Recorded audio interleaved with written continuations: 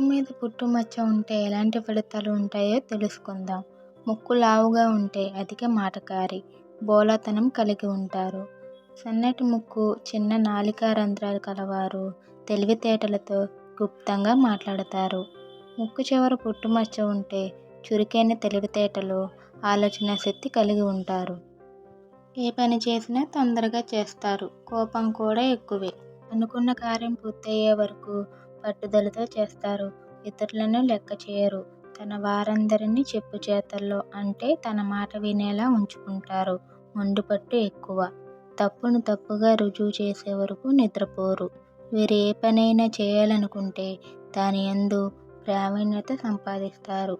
ఇతరుల గొప్పతనం గురించి ఎవరైనా చెప్తే వారిని చులకన చేస్తారు. మాటకారితనం ఎక్కువగా ఉంటుంది. ధనధాన్యాలు అభివృద్ధిగా ఉంటాయి. స్థిరాస్తిని అభివృద్ధి చేస్తారు. గర్విష్టి కావడం వలన అప్పుడప్పుడు ఇబ్బందులకు గురైన వాటి నుంచి వీరు అవలీలగా బయటపడతారు. ముక్కుకి కుడి భాగాన పుట్టుమచ్చ ఉంటే కష్టపడి పనిచేసే శక్తి సామర్థ్యాలు కలిగి ఉంటారు. చూస్తుండగానే ధనవంతులు కాగల అవకాశం కూడా ఉంటుంది. కృషికి మించిన ఫలితాలు పొందుతారు. దూరదృష్టి కలిగి ఉంటారు. మొదట సామాన్య వ్యక్తిగా ఉన్నా ఎక్కువగా అభివృద్ధిలోకి వస్తారు. ఏ పని ప్రారంభించినా మధ్యలో అదృష్టం కలిసి వచ్చి పైకి వస్తారు. ముక్కుకి ఎడమ భాగాన పుట్టుమచ్చ ఉంటే మంచిది కాదు.